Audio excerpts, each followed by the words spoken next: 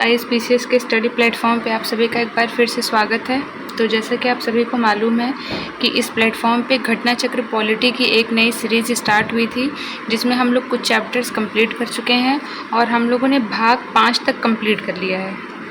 भाग 5 तक कल हम लोगों ने नया भाग स्टार्ट किया था, भाग 6, जिसमें हम लोग राज्यपाल के बारे में पढ़ चुके हैं।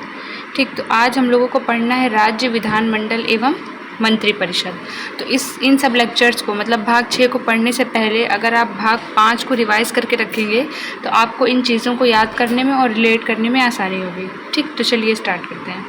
तो राज्य विधानमंडल और विधान परिषद में जो हम लोगों का आज का टॉपिक है उसमें है विधानसभा। दो चीज़ें पढ़नी है हम लोग को, विधानसभा, विधान परिषद। तो राज्य विधानमंडल में आज पहला टॉपिक है विधानसभा। तो विधानसभा के बारे में कहाँ से कहाँ तक उल्लेख है, तो आर्टिकल 168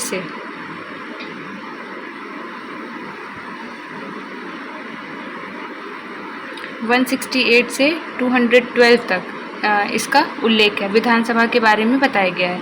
तो 168 में ये कहा गया है कि राज्य विधानमंडल का गठन विधानसभा, विधान परिषद और राज्यपाल को मिलाकर होगा। जैसे संसद का गठन किससे होगा, लोकसभा, राज्यसभा, राष्ट्रपति से, वैसे ही राज्य विधानमंडल का गठन विधानसभा, विधान परिषद और राज्यपाल को मिलाकर किया जाएगा। तो इनके बारे में हम लोग पढ़ चुके हैं, इनके बारे में हमें आज पढ़ना है। ठीक, प्रत्येक राज्य में विधायी कार्यों के लिए, मतलब विधि बनाने के लिए, देखिए दो बॉडी होती है,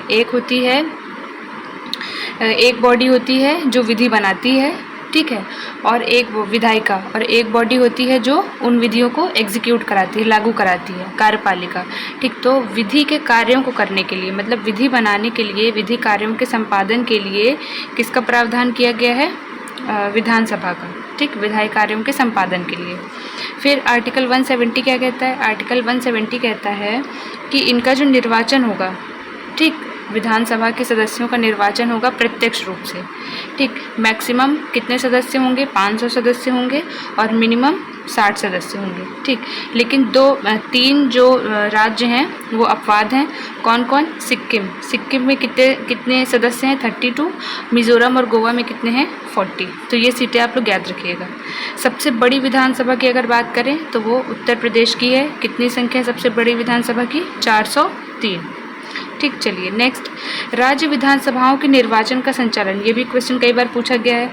राज्य विधानसभाओं के निर्वाचन का संचालन भारत का निर्वाचन आयोग करता है। ठीक, अगर आपको उसमें दे दिया जाएगा कि राज्य निर्वाचन आयोग तो वो गलत हो जाएगा, भारत के निर्वाचन आयोग के द्वारा किया जाता है। नेक्स्ट, आर्टिकल 170 पार्ट 2 क्या कहता है कि जो सीटों का आवंटन होगा वो जनसंख्या के अनुपात में होगा। ठीक, कौन सी जनसंख्या, 1971 की जनगणना पर आधारित, ठीक, जो भी थी जनसंख्या उसके आधार पर इसका आवंटन होगा और 2026 तक ये अभी ऐसे ही प्रभावी रहेगा। ठीक, 2026 के बाद जब जनगणना होगा तब सीटों में चेंजेस किया जा सकता है, लेकिन अभी ऐसे ही रहेगा। ठीक है, नेक्स्ट, विधानसभा अध्यक्ष के अधिकार तथा कार्य लोकसभा अध्यक्ष के समान है, क्योंकि विधानसभा किसकी तरह है, विधानसभा किसकी तरह कार्य करती है, लोकसभा की तरह। जैसे लोकसभा केंद्र के स्तर पे काम करती है, विधानसभा राज्य के स्तर पे काम करती है, और जैसे राज्यसभा काम करती है वैसे विधान परिषद।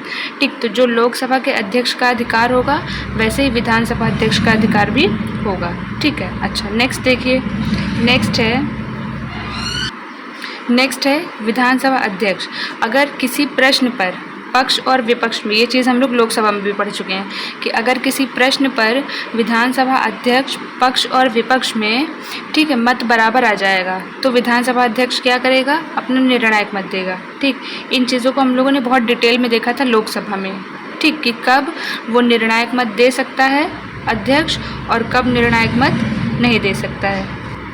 ठीक, अब देखिए, अध्यक्ष की अनुपस्थिति में कार्यों का संपादन कौन करता है, उपाध्यक्ष। मान लीजिए अध्यक्ष उपस्थित नहीं है तो कार्यों का संपादन किसके द्वारा किया जाएगा, उपाध्यक्ष के द्वारा। ठीक, छोटे छोटे ये फैक्ट्स आपको याद रखने हैं। उसके बाद नेक्स्ट है कि दिल्ली, पुदुचेरी और जम्मू कश्मीर ऐसे संघ शासित प्रदेश जहाँ पे विधानसभाएँ हैं। ठीक, फिर लास्ट, उसके बाद क्या है, उसके बाद ये है योग्यता क्या होनी चाहिए विधानसभा के सदस्यों की, कि भारत का नागरिक हो और 25 वर्ष की आयु पूरी कर चुका हो। ठीक है, फिर लास्ट आर्टिकल 332 में ये कहा गया है कि विधानसभा में जनसंख्या के आधार पर सुप्रीम कोर्ट शेड्यूल कास्ट और शेड्यूल ट्राइब्स के लिए स्थानों का आरक्षण। ठीक है, विधानसभा में जनसंख्या के आधार पर अनुसूचित जातियों और अनुसूचित जनजातियों के लिए स्थानों के आरक्षण का प्रावधान है। तो जब आप ये वाला चैप्टर पढ़िएगा तो आप एक बार लोकसभा को रिवाइज करके तब इसको पढ़िएगा, जिससे आपको चीज़ों को याद करने में और रिलेट करने में आसानी हो। ठीक है, तो आज के लिए इतना ही। ये हो गया हमारा विधानसभा। कल हम लोग पढ़ेंगे विधान परिषद के बारे में। Thank you.